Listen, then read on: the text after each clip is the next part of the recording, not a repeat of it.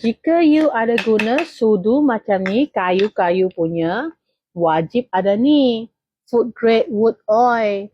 So, senang je you naikkan seri dia. Dia tengok dia sudah kusam-kusam kan. Biar saya tunjuk. Spray je. Ini sangat senang kan. Spray je sikit. Guna kain lap-lap atau guna kain lap-lap. Tengok. Nampak? Wow, nampak dia punya urat. So, ini natural oil punya.